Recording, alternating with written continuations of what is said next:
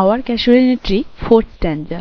এর আগে থার্ড স্ট্যাঞ্জাতে আমরা দেখেছিলাম কবি গাছের সেই বিলাপ ক্যাসুয়ালিটি ট্রির একটি বিলাপ শুনতে পেয়েছিলেন, এবং ফোর্থ স্ট্যাঞ্জাতে আমরা দেখব এই যে গাছটি বিলাপ করতে করতে ক্লান্ত হয়ে গেছে, এর যে কারণ সবার কাছে অজানা, কেউ এটা জানে না তার কারণ, একমাত্র কবিই জানেন। এবং কবি জানেন কারণ যারা যারা জন্মান্তরে বিশ্বাসী তারাই শুধুমাত্র এই কারণটা বুঝতে পারবেন। তাহলে এখানে আমরা দেখতে পেলাম কবি নিশ্চয়ই জন্মান্তরে বিশ্বাসী, তাই তার কাছেই একমাত্র এই কারণটা জানা, বাকিদের কাছে এর কারণটা জানা নেই, তাই সবাই এই গাছের বিলাপের কারণ সম্পর্কে আননোন। এবং আমরা এখানে দেখতে পাবো যে কবি অনেক দূরে বসে, অনেক ডিস্টেন্ট ল্যান্ডে বসে তার এই যে গাছের বিলাপ সেটি তার কানে পৌঁছে যাচ্ছে, এবং তিনি সেখানে বসে এই গাছের বিলাপ শুনতে পাচ্ছেন, এবং তার সেই যে ছোটবেলাকার তার এল্ডার ব্রাদার এবং সিস্টারের সাথে কাটানো মুহূর্তগুলো তার চোখের সামনে পুরো জ্বলজ্বল করছে।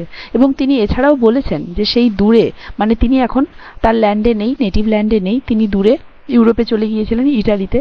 তাই তিনি বলেছেন সেই যে দূরে, তিনি এখানে একটা রেফারেন্সও দিয়েছেন বাইবেলে, যে সেই সমুদ্রের দেবতা যেন তার গুহার মধ্যে শান্তভাবে বসে আছে, এবং জলের ঢেউগুলো যেন সেই তীরকে, সেই ফ্রান্স আর ইটালির তীরগুলোকে ছুঁয়ে যাচ্ছে। তিনি আরও বলেছেন যে চাঁদের নিচে যখন পৃথিবী শুয়ে থাকে এবং পৃথিবীতে সবাই যখন গভীর ঘুমে মগ্ন থাকে, এমনই ঘুমে মগ্ন থাকে যে গভীর ঘুমের ঘোরের মধ্যে তারা স্বপ্নও দেখতে পারে না, সেই সময় কিন্তু কবি জেগে থাকে, কারণ কবির চোখে তো ঘুম নেই, কবির মধ্যে তো সেই বিলাপের স্বর সবসময় বেজে উঠছে। এই কবির চোখে আর ঘুম নেই, কবি তখন জেগে ওঠে, কারণ প্রতিবারই সেই গান, মানে সেই বিলাপ যখনই জেগে ওঠে, মানে গাছের সেই বিলাপ যখনই তিনি শুনতে পান, তার মনের অন্তর্দর্শনের সামনে সেই গাছটি যেন স্বমহিমায় তার সামনে উপস্থিত হন। এবং তিনি তাই সেই গাছটাকে তখন জিজ্ঞেস করেন, এই যে তোমার ছবি আমার চোখের সামনে ভেসে উঠছে, তোমার ছবি দেখতে পেয়ে আমি যেন আমার যৌবনের দিনগুলোতে ফিরে যাচ্ছি, এবং যখনই তোমাকে সেই যৌবনের দিনগুলোতে যেমন দেখেছিলাম, এখন যেন এত দূরের ল্যান্ডে বসেও তোমাকে সম্মুখ আমি চোখের সামনে দেখতে পাচ্ছি, এবং আমার সেই যৌবনের দিনগুলো যেন আমি পুনরায় আমার চোখের সামনে দেখতে পাচ্ছি, যেরকমটি আমি আমার নিজের প্রিয় জন্মভূমিতে ছিলাম। দেখো, লাইন বাই লাইন পড়ে নেব।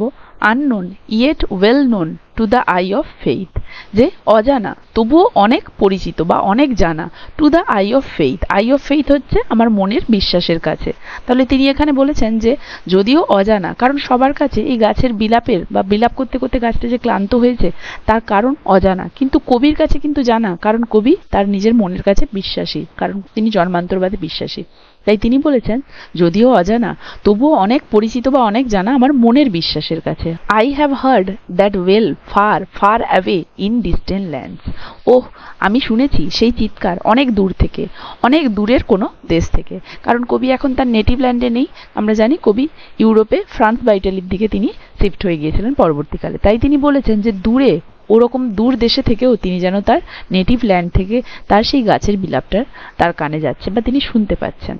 বাই মেনি আ শেল্টার্ড বে, কোনো এক সমুদ্রের তীরে, বাই মেনি আ শেল্টার্ড বে, কোনো এক সমুদ্রের তীরে, when slumbered in his cave the water raid. এখানে দেখো বাইবেল থেকে একটা রেফারেন্স দেওয়া হয়েছে, সমুদ্রের দেবতার কথা বলা হয়েছে। হোয়েন স্লাম্বার্ড, যখন কিনা শান্তভাবে থাকে, এখানে সমুদ্রের দেবতা যখন শান্তভাবে থাকে, ইন হিজ কেভ, তার গুহার মধ্যে, the water raid, when slumbered in his cave the water raid and the waves gently kissed the classic shore. এখানে বাইবেল থেকে একটা রেফারেন্স দেওয়া হয়েছে, এখানে সমুদ্রের দেবতার কথা বলা হয়েছে। সমুদ্রের দেবতা যখন তার গুহার মধ্যে শান্তভাবে থাকে, তখন জলের ঢেউগুলি যেন সেই ক্লাসিক ইটালির ক্লাসিক তীরগুলোকে এসে চুম্বন করে যায়, অফ ফ্রান্স অর ইটালি। মানে এখানে বলা হয়েছে সমুদ্রের দেবতা যখন তার গুহার মধ্যে শান্তভাবে থাকে, তখন জলের ঢেউগুলি যেন মৃদুভাবে এসে চুম্বন করে যায় ফ্রান্স এবং ইটালির সেই ক্লাসিক তীরগুলিকে।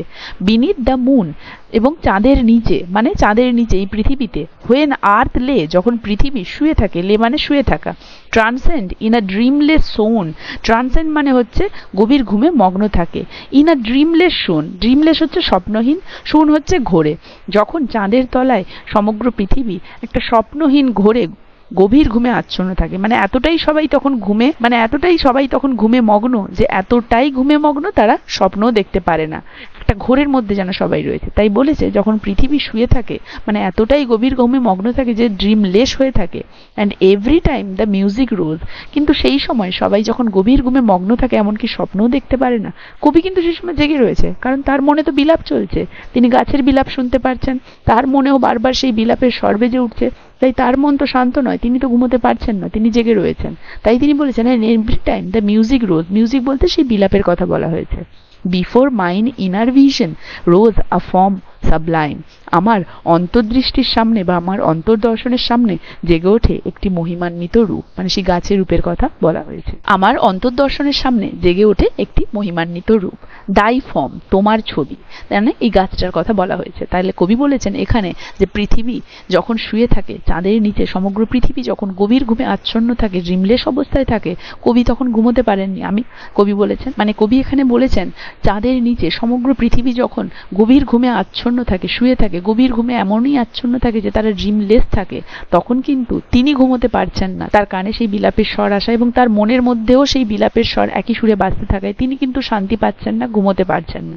তাই তিনি তখন জেগে আছেন এবং তার অন্তর্দর্শনের সামনে তখন একটা মহিমান্বিত রূপ জেগে উঠছে। কার? মানে সেই গাছের। সেই গাছের একটা রূপ তার চোখের সামনে যেন ভেসে উঠছে, সেই গাছের রূপ যেন তার মনের সামনে ভেসে উঠছে। তিনি যেন স্পষ্টই সেই রূপ মনে করে সামনে দেখতে পাচ্ছেন। ও ট্রি, ও গাছ, as in my happy time, as in my happy prime, ঠিক যেমনটা আমি আমার যৌবনে আই স দি, তোমাকে দেখেছিলাম। তাহলে তিনি তখন গাছকে বলছেন, যখন সমগ্র পৃথিবী ড্রিমলেস অবস্থায় থাকে, এতটাই গভীর ঘুমে আচ্ছন্ন থাকে যে স্বপ্নও দেখতে পারে না, আমি কিন্তু জেগে থাকি এবং আমার অন্তর্দর্শনের সামনে তোমার সেই রূপ জেগে ওঠে, যেই রূপটা কিন্তু আমি আমার যৌবনে তোমাকে দেখেছিলাম, যেই রূপে। In my own loved native clime, ঠিক আমার নিজের প্রিয় জন্মভূমিতে আমার যৌবনে যেমন তোমাকে দেখেছিলাম, সেই রূপটা যেন আজ এত ডিস্টেন্ট ল্যান্ডে বসেও তোমার সেই বিলাপ যখনই আমার কানে আসছে, আমার মনের অন্তর্দর্শনের সামনে আমি যেন তোমার সেই মহিমান্বিত রূপ দেখতে পাচ্ছি। তাহলে এখানে আমরা দেখতে পাচ্ছি কবি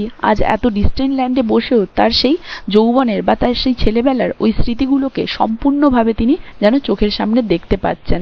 তিনি যেন এখানে জন্মান্তরবাদের মতো কথা বলেছেন যে যদিও তিনি আজ অনেক দূরে, কিন্তু সেই গাছের বিলাপ যখনই তার কানে পৌঁছচ্ছে, যখনই তার মনের বিলাপের সাথে মিশে যাচ্ছে, তিনি যেন তার যৌবনে কাটানো, তার ছেলেবেলায় কাটানো প্রত্যেকটা মুহূর্ত যেন তার চোখের সামনে সেই গাছটিকে দেখার মাধ্যমে তার প্রিয় জন্মভূমিতে কাটানো সেই মুহূর্তগুলো যেন তিনি চোখের সামনে প্রখর অবস্থায় দেখতে পাচ্ছেন। আজ তাহলে এতদূর পর্যন্তই, আশা করি সবাই বুঝতে পেরেছো। ভিডিওটা কেমন লাগলো জানাবে, ভালো লাগলে একটা লাইক আর শেয়ার করে দেবে, আর যারা যারা চ্যানেলটাতে নতুন তারা কাইন্ডলি আমার চ্যানেলটা সাবস্ক্রাইব করে দেবে। এর পরবর্তী পার্টটাতে আমরা ভিডিওটা শেষ করব, শেষের পার্টটাতে আমি সুন্দর করে পরবর্তী অংশটা বুঝিয়ে দেবো।